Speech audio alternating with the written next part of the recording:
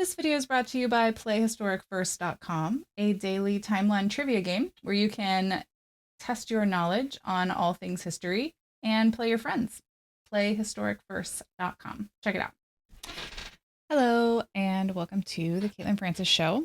It is almost 4th of July, so if you're watching this before 4th of July, the 250th birthday of America, happy 4th of July, and I hope you guys are all having a great weekend celebrating the birth of this, our great nation. Which brings me to the topic that I want to talk about today. I was teaching my kids about the signing of the Declaration of Independence and the writing of the Constitution and all that fun stuff this week, leading up to our nation's great birthday. On that note, there's a couple of books, and I'll put them in the links. These are my favorite. This is We the People. It's the Constitution of the United States of America. It's like a great old picture book, and it's got some really cool old art, and then like a good brief but in-depth explanation for the declaration, or for the writing of the actual Constitution. So not the Declaration of Independence, but that's the Constitution. There's another one I have. It's called A More Perfect Union, and that one's also the writing of the Constitution. It's been really fun this year to go through the history of it with my kids and just kind of almost cement the timeline in my head better for it. I know that I've done a lot of reading and over my lifetime about America's founding and its history, and it feels like every year when I teach my kids, I learn a little bit something new, a little bit of something different, and I kind of like get the timeline straight in my head. This year we've been watching some of the Liberty Kids series, and it starts like before the signing of the Declaration and even the writing. And then I also had them watch the 1776 musical, which is from 1972. So it was 100 years long, and they were like, when is this going to be over? But it was a really fun telling of the process leading up to the signing of the actual Declaration of Independence. And I actually learned a lot. I had never sat down and really like studied the actual couple of months before the signing took place. I had no idea how few of the colonies were actually on the side of independence before John Adams and Thomas Jefferson and Ben Franklin convinced them all to sign the Declaration. So that was really fun. But all that to say, it made me really think about the nation, and it made me think about how it started, where it's going, and just a little bit of my thoughts on sort of the providence that brought about the signing of the Declaration, and then later on the winning of the war, then the writing of the Constitution, and the eventual abolition of slavery, and just all of the things that America has done in her long but brief tenure as the world's greatest history, as the world's greatest country in the history of the world. And so my kids were like, Mom, you should talk on your podcast about this. And I kind of felt like that was something that would be fun to do. So anyway, I'm just going to dive right in. The thing that I was thinking about most when I was reading to my kids, I was reading to them about the Constitution, but it was also in my brain when I was talking to them about the Declaration and watching the movie with them. There's this line in Hamilton, and I know people have differing views on the musical Hamilton. I love that. I love it. I think that it is super fun. I like the music. I think that the author, Lin-Manuel, I always mispronounce his name, so sorry if you're listening to this. I think that he got a lot of stuff right. I think it was really interesting that he was so interested in this guy that he wrote an entire musical about him. I don't necessarily mind the fact that it's all like people of color, like that's cool, whatever. It's the arts, guys. Like, I don't know what you want us to do. That is a thing that people do. And it turned out really good. The people that sing in it are fabulous. The show itself, I watched the like movie version of it, like just really cool and really fun. But the line that always gets me every time I listen to the soundtrack is in one of the songs where Hamilton's rapping, and he basically says, what are the odds that the gods would put us all in one spot? And of course, Lin-Manuel uses the word gods instead of God, which, you know, that's fine. That's showing his worldview in his writing. He thinks that God played no part in it when he clearly did. But that's fine. That's all. He can think that if he wants. But what I would argue is that you could change that to, what are the odds that God would put us all in one spot?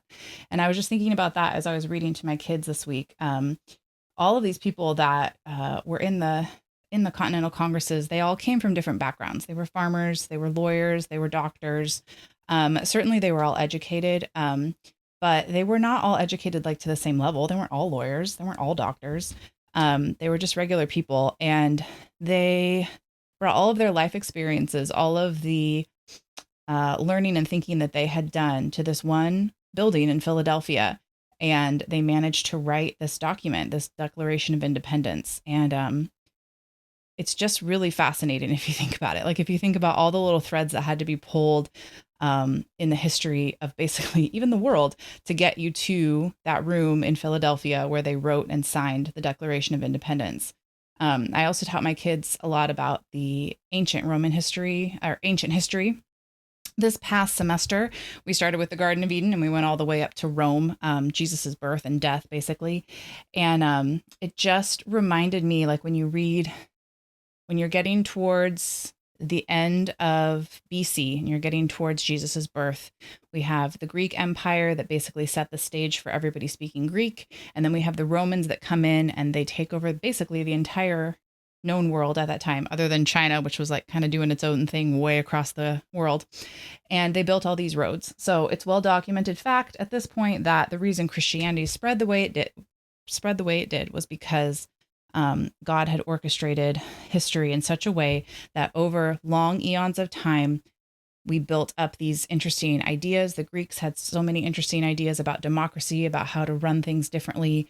The Romans came in and basically took the best of their ideas and made them work for the Roman Republic. They built an empire, and then they built all these roads so the empire would work together. They were protected. They were, interestingly, one of the books I was reading was saying that a lot of the Roman generals, even though they didn't believe the same things that all the peoples did that they conquered, they didn't always just go in and destroy their religions. They kind of let a little bit of freedom of religion go for a while. Of course, that sort of ended towards the end of their reign when they started cracking down. But it was just interesting to read with them and realize that just like God, you can see his hand in the eons of history, starting even with the Garden of Eden and the people of Israel, and bringing his redemptive plan all the way up into the person of Jesus at the switch from BC to AD. And it was interesting to me to realize that God really takes his time. He takes his time to get things started. Takes his time to put ideas into place. He lets kingdoms rise and fall. And then when he's ready at the perfect time, he sends Jesus. And one of the reasons that Christianity spread like a wildfire after Jesus's death was because of those Roman roads. It was because most of the people in Rome spoke Greek. They all had a common language. They all had a bunch of roads that were all connected to each other. And it was just super easy for Christianity to spread. And so then, of course, once you get from there and Jesus dies, his apostles die, and they start the Catholic Church and all the different churches. And it just like kind of goes from there. It sort of takes over Western civilization.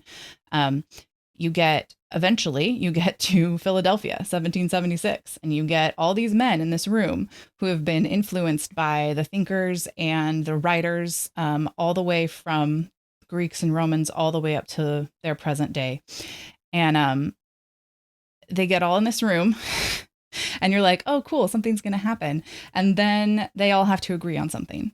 And so it's just fascinating to watch that movie 1776, because obviously it's a dramatization of what happened, but it's all basically written down. I mean, they kept meticulous notes about what went on in the Constitutional Hall. So it was, or the Congressional Hall. It wasn't like it was a secret to us now. But just watching the debate and the compromises that people had to make to get to the point of independence. So the other book that I was reading to my kids is just this really sweet one. It's like a picture book of Benjamin Franklin. And it's very fun because it just gives like a brief overview of his life. But the thing that really struck me about it was at the end, it says the Constitution was being written to govern. Let's see. Sorry. It talks about how Benjamin Franklin went from helping to write the Declaration of Independence, to helping to broker the peace treaty with England, to helping to write the Constitution. And then towards the end of his life, he also started to speak and write out against slavery. That was a big part of the 1776 movie. Just the idea that even at the convention, even at the Congressional Convention where the Declaration of Independence was being signed, they were having to argue the issue of slavery. And the southern states and the northern states were opposed in their, wanting to have it or not. And essentially, John Adams and Benjamin Franklin had to decide that they had to let the southern states have it right now because independence was more important. And so the idea was basically, we got to get this big piece done now, and then we can do other things later. And I just think that that's a really interesting picture of how God works. I think a lot of times in history, we look at the time period that we're living in and we're like, oh my gosh, everything is terrible. Nothing is ever going to change. How can we go on like this? And we have to remember that God is sovereign over all of these things, and also things take time. I wish I understood why things took time. I wish that at the beginning of our country, we had just straight up got rid of the slavery right then and there at the beginning. But for some reason, it was important to the Lord that we had the Declaration of Independence and we had that first, and then they could work on slavery later. And I think about this even now. In my lifetime, we've had the overturning of Roe v. Wade, which was worked on since before I was born. The original decision was back in the 70s before I was born. Worked most of my teenage years and part of my adult life wondering and hoping that could get overturned. And then a couple of years ago, we had that great day in June when they did indeed overturn Roe v. Wade. And a lot of people were really excited about it. And that was really a special thing to see. But now it just reminds me that we've done that. And so now the other work begins. Now the work of abolishing abortion begins. But you can't do that all at once. That's just that does not how people work. There are 330 million people in this country. Even at the very beginning of our country, when there were less than 1 million people, I could have that number wrong, I don't know, but there was say maybe 1 million people in all the 13 colonies. There were only 55 people at that Congress. There were only 5 people that wrote the Declaration of Independence. And then, of course, everybody gave their opinions and they put it all together. But it just really struck me how God uses specific men in specific spots, in specific periods of history, and he weaves all their lives together, and then he makes big things happen. And then sometimes stuff takes a really long time later, and then big things happen, and then stuff takes a really long time later. And I think that we get really bogged down in the everyday wish for things to change, or wish for abortion to be abolished, or a wish for instance, they just ruled on the birthright citizenship thing. And of course they ruled incorrectly, which is embarrassing and dumb.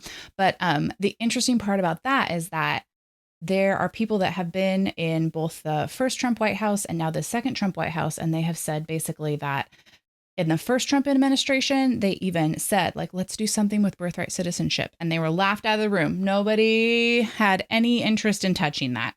And now only what is this? Maybe 4, 5, 6 years later, now we're actually all talking about it because it's going to take a little bit of time.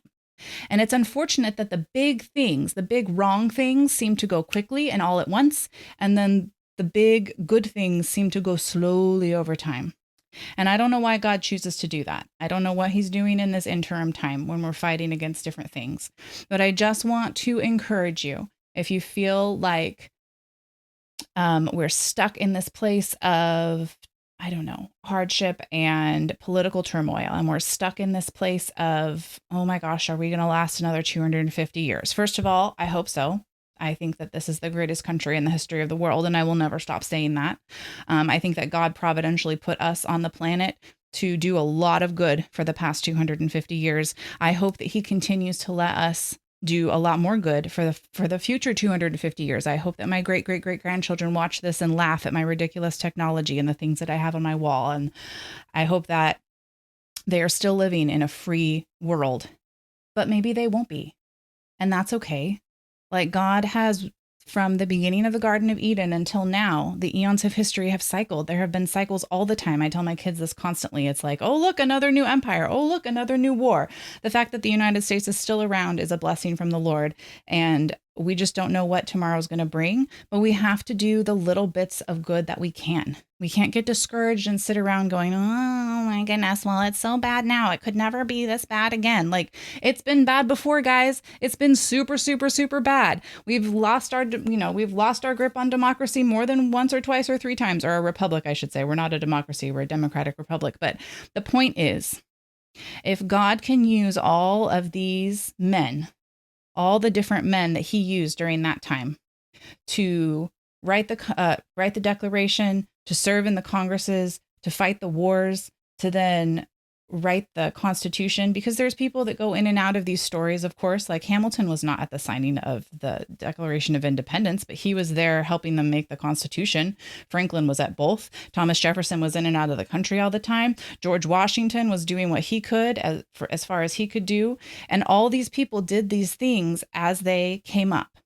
And so I think it's just really cool to sit down and look at the history of the country and say to your kids, look at this cool thing that happened, that God brought all these random men from all these different backgrounds and he put them all in this room and they all agreed to the wording of this very famous document. And then from that document came all kinds of good. The history of America is a history of always trying to do better by its people. And I think that that's a really important thing that gets lost. We're trying to do better by our people. We're trying to do better by our kids. And I don't want you guys to get discouraged about the future of the country, because from where I stand, the future of the country looks amazing. We are going to continue to build into the world. We're going to continue to build into our children.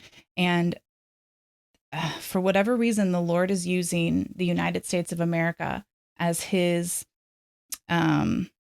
vessel for the gospel, for spreading the gospel to the world. Just like he used Rome, just like he used England, just like he used all those other countries in history that spread the gospel throughout the world.